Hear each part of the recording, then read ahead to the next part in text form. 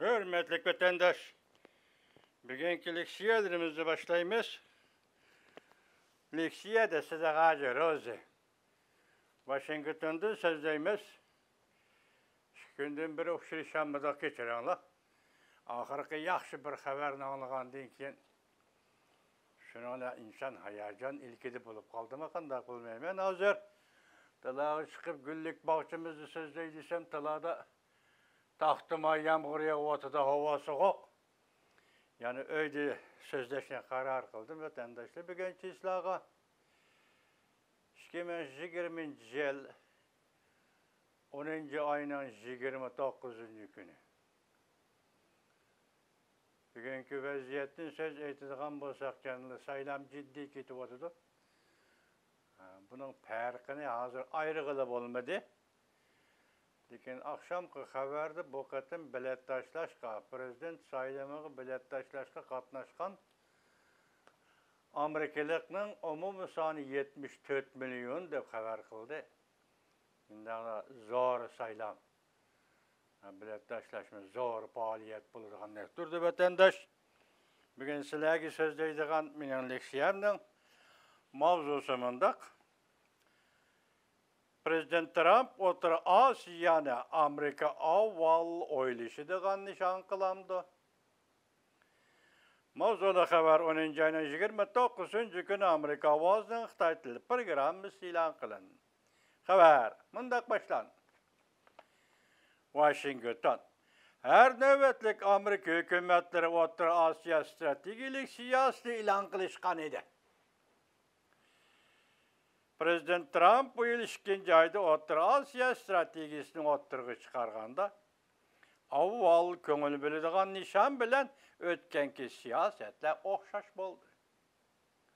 İşimizde baş 2. ayının 2. günü etrafında Amerika Koşmuş Ştatlarının Devlet İşler Katibi şu vatki haberlerin məxsus Uygur meselesi boyunca Orta Asyalıktan yani Orta Asya halkının micaz hulkını küzütüp bekleş bilen Orta Asya'yı ziyaret kılgan idi. Uygur'un kişilik hukuk meselesi boyunca.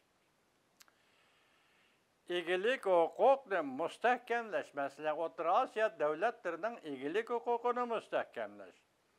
Orta Asya'da terörist grupla karıştırış.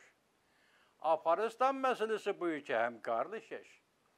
Burayında ulaştırışını küçeytip, yaki birbirine boğan münasebetini küçeytip, islahat ve kişilik hukukunu kollap, Amerika'nın meblağ selişini ve yardımını ilgiri sürüş. Prezident Trump hükümetinin Canubu Asya ve Orta Asya işleri məsləhətçisi Lisa Kartes mundaq görsetdi. Hükümet kelgisi 5 yıllık stratejilik siyaset düzgende. Ötken bir neçə yıllık mühim özgürüşler bizden sol çağrılarımızı təxama özgertip etdi. Amerika Koşmuş Ştatları Devlet Mahkemesi'nden Orta Asya işlerine məsul sabık əməldarı Alice Wells təkidləb mındaq görsətdi. Amerika'nın her kandak Orta Asya stratejisi burayındaki hükümetlerle hemkarlaşış üstüge kuruluşu lazım. O mındak görsetdi. Orta Asya'da müstakil devletlerinin müstakillığını devamlı kollaş. Bu devletlerin ilgilik hukuku zimin bütünlüğü Amerika devlet siyasetinin 3 urun bir gevdelik mukaddes siyasıdır. Lekin Amerika əməldarları mındaq görsetdi. Prezident Trump hükümetinin stratejisi. Burayındaki yani Orta Asya'daki özgürlüğünü aks ettirip verdi. Bolup mu Amerika Afganistan'dan asker turguzuşunu azayttı. Hem de Rusya ile Cumhur'un Afganistan'ın şimalideki koşnu devletke urunuşları bilen karşılaştı ya ki orduşlara karıştırdı ya ki karşılaştı. Muş cümleni düşünmeye kaldım. Afganistan'ın şimalideki devletlerde kayısı devlet ikenliginin bilemeye kaldım. Geçiren vatandaş. Cumhur'un tesiri. Devlet İşler Katibi Mike Pompeo bu yıl 2. ayının 2. günleri etrafında Orta Asya rayını ziyaretke berip, Cungo təsirinin kengiyip atqanlığının bir təhdid etkənligini ta'kidledi. Gerçi Özbekistan ve Kazakistan'da demokratik başkuruş izcil kemçil bulup kelgen bolsunmu. Lekin devlet islahatı Mike Pompeo iki devletlerin ictimai tüzüm islahatı elep berip atqanlığını mediyehledi.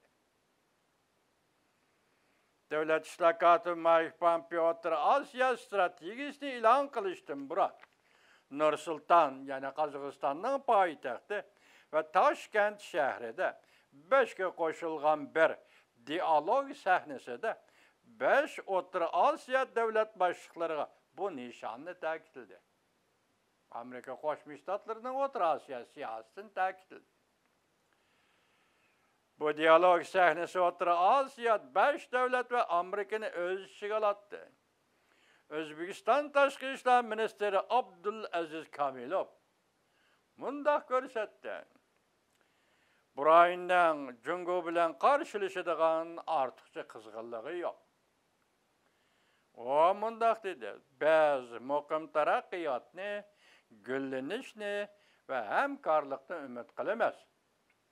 Sizlarcha O'rta Osiyoda va tashqi dunyoda yashayotgan Uyg'urlar, sizlar nimani umid qilasizlar?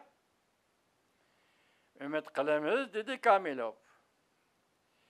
İki çoğun devletten bizden rayonimizdeki rekabetlerinden faydasız siyasi neticeler elip kelişine halamayız. İki devlet belki Cungo, Amerika, Orta Asya'da. Rusya Katar'dan çıkıp gitmeydi değil mi? Rusya mı badaylı 3 devlet. Amerika mütehassisleri mundaq ko'rsatdi. Kanada Xalqaro tinchlik fondining tadqiqotchisi Stronevskiy mundaq ko'rsatdi. Biz bu fursatni qo'ldan ketkizib qo'ydik. Ya'ni O'rta Osiyoga Amerika bir kun illiq bo'ldi, bir kun qizg'in bo'ldi, bir kun suv tushib qoldi degandek. Mana shu fursatni biz qo'ldan ketkizib qo'ydik deydi Stronevskiy.